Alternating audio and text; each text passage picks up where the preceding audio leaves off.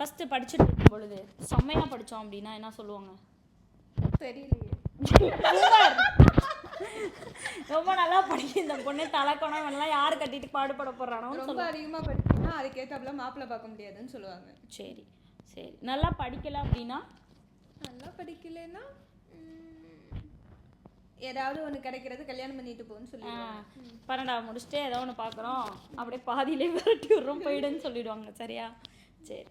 அதுவே நம்ம நல்லா படித்து ஒரு பொசிஷன் வந்து வேலைக்கு வந்து இப்போ ஐடி ஃபீல்டு இந்த மாதிரிலாம் வந்தோன்னா அப்போ என்ன சொல்லுவாங்க?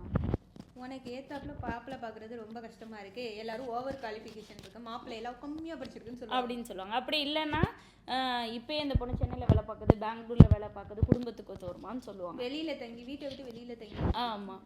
சரி, அது கூட பரவாயில்ல. என்ன மாதிரி தான், அதை விட இன்னும் மோசம்.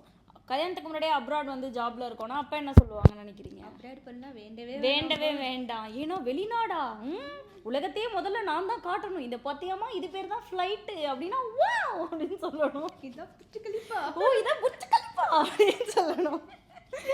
அதெல்லாம் நான் பார்த்துட்டேன் அப்படின்னு சொன்னால் உங்களுக்கு இருக்க சின்ன இதையும் உடஞ்சி போயிடும். எல்லாரையும் சொல்லலை, பட் சொல்கிறேன் ஓரளவுக்கு அப்படிதான். நான் பார்க்கும்போதே நிறைய அலைன்ஸ் பொண்ணு அதுக்கு முன்னாடியே வெளிநாடா, என்னவா இருக்கும், என்ன பிரச்சனைனால அனுப்பிவிட்டுருப்பாங்க. ஆமாம், பேர் ஈரான் பாகிஸ்தான் பிரச்சனை. எதுக்கு அனுப்பிவிட்டுருப்பாங்க? படித்தோம், வேலை தேடி வெளில வரும், சேலரி அதிகமாக இருக்குன்னு அதை புரிஞ்சுக்க மாட்டாங்க. நெக்ஸ்ட்டு கல்யாணம் ஆன உடனே அடுத்தது என்ன கேட்பாங்க? குழந்தை எப்பமா? நான் இன்னும் ஹனிமூன் ட்ரிப்பே போகலையடா, டிக்கெட்டு சீசன் டிக்கெட் அதிகமாக இருக்குடா, கொஞ்சம் இருங்கடா அப்படின்னா என்ன சொல்லுவானுங்க?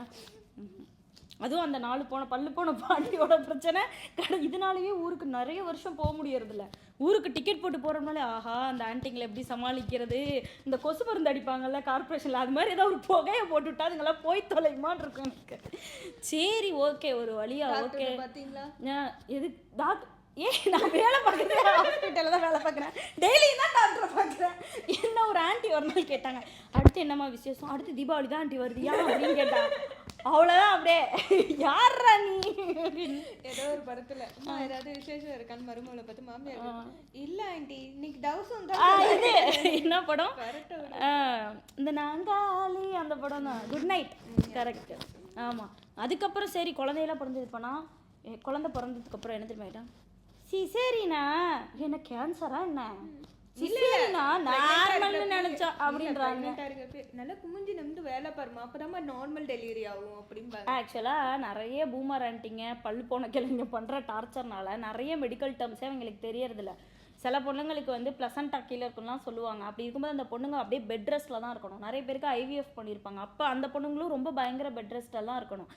இதை டாக்டர் சொல்லியும் அதை பற்றின ஒரு சில விஷயங்களே தெரியாமல் நீ குடிஞ்சு நிமிந்து வேலை பார்க்கலாம், அதை பண்ணல இதை பண்ணலாம், அந்த பொண்ணுங்களையும் மைண்ட் அளவில் ஐயோ நம்ம ஏதோ ஒரு தப்பு பண்ணுறோன்னு கில்ட்டுக்குள்ளே ஃபீல் ஆக்கி அந்த ப்ரெக்னன்சி பீரியடுமே அந்த பொண்ணுங்களை ஹாப்பியாக இருக்க விட்டுறதில்ல. அது கூட பரவாயில்ல, அதை முடிஞ்சு அறுத்து கிழிச்சு போஸ்ட்மார்ட்டம்லாம் முடிச்சு ஒரு பாதி பாடியாக நம்மளை வெளில அனுப்பி அப்பாடின்னு இந்த புள்ள கொஞ்சம் நடக்க ஆரம்பிச்சது இது கண்ணை பார்த்தா அடுத்து என்ன சொல்லுவாங்க தெரியுமா? 2வது குழந்தை பொண்ணு பிறந்தா பையன், இப்போ பையன் பிறந்தா பொண்ணு, இப்போ எதா பிறந்தா மட்டும் என்னடா பண்ண போறீங்க? ஒன்றும் பண்ண போறதில்ல, இதே சூனியம் தான் வைக்க போறீங்க.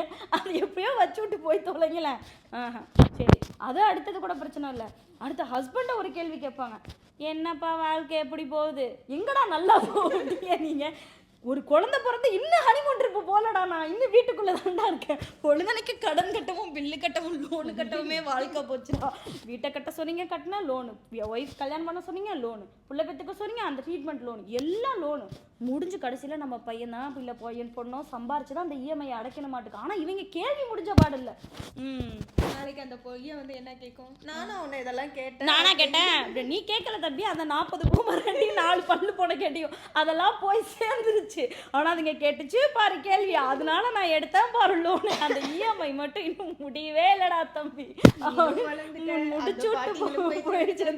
முடிச்சு விட்டு போக வேண்டியதான். இப்போ பவி ஊருக்கு போகும்போது என்ன இது முடியல கலரு, முடி இருக்குல்லடா அதை நினச்சி சந்தோஷப்படுங்களேன்டா. இன்னும் அப்போ 5 வருஷத்தில் போயிடும் இங்கே இருக்கிற அப்ரோட் லைஃப்பில் தண்ணியில். அதை புரிஞ்சுக்கணும். முடியல என்ன கலரு, சரி இப்போ அடுத்தது வைஃப் வாழ்க்கையில கலர்ஃபுல்லாக இல்லை முடியல இருந்துட்டு போதுன்னு வச்சிருக்கேன். உனக்கு என்னடா பிரச்சனை? ஒல்லியா இருக்க, சரி டெய்லி பூஸ்ட் பாட்டில் வாங்கிட்டு நீ வீட்டுக்கு பார்க்க வரியா? இல்லை வேலையை பார்த்துட்டு போக வேண்டியதானே. அப்புறம் பவி நம்மளை பரவாயில்ல ஏதோ பாடி ஷேமிங் பண்ணுறாங்க, இப்போ அதுக்கப்புறம் அதை புரிஞ்சுக்கிட்டோம், இல்லை அதை அப்போஸ் பண்ண தெரியுது, இல்லை டிஃபெண்ட் பண்ண, இல்லை இக்னோர் பண்ண, ஏதோ ஒரு வழி நமக்கு தெரியுது. ஆனால் சின்ன குழந்தைங்க இருக்குங்கல்ல, பிறந்த குழந்தைங்க, அதெல்லாம் வந்து பார்த்துட்டு சொன்ன ஆண்டியெல்லாம் எனக்கு தெரியும். வந்துட்டு என்னது இது குட்டியா இருக்கு, நான் என்ன அளவு எடுத்து செஞ்சு டுபிசில ஆர்டர் பண்ண முடியும், இல்லை அமேசானில் ஏதாவது மெஷர்மெண்ட் டேப் இந்த இதுக்கெல்லாம் கொடுத்துருப்பாங்களா, நம்ம ட்ரெஸ் ஆர்டர் பண்ணும்போது மெஷர்மெண்ட் டேப் கொடுத்து கிளிக் கொடுத்தா உடனே வருமா?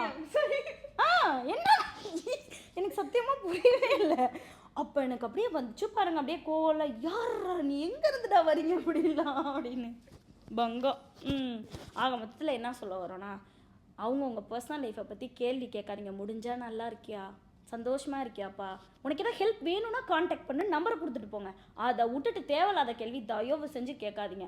ஆல்ரெடி 1000 பிரச்சனை இருக்குது எங்களுக்கு, இதில் உங்களுக்கு விளக்கெல்லாம் கொடுத்துட்டு இருக்க முடியாது. அவனுக்கு இங்கே சட்டை கிழியுது, சட்டை கிழிஞ்சு இருந்தா தச்சு முடிச்சிடலாம். அந்த அளவில் சட்டையை கிழிச்சிட்டு அவன் வாழ்க்கையை பார்த்துட்டு இருக்கும்போது சும்மா வந்து எதையாவது கொஸ்டின் ப்ரிப்பேர் பண்ணி வச்சிருக்காங்க. குவார்ட்டர்லி 1 ஆனுவல் எக்ஸாம் மாதிரி எப்போ போனாலும் எடுத்து நீட்டிடுவாங்க கொஸ்டின் பேப்பர்.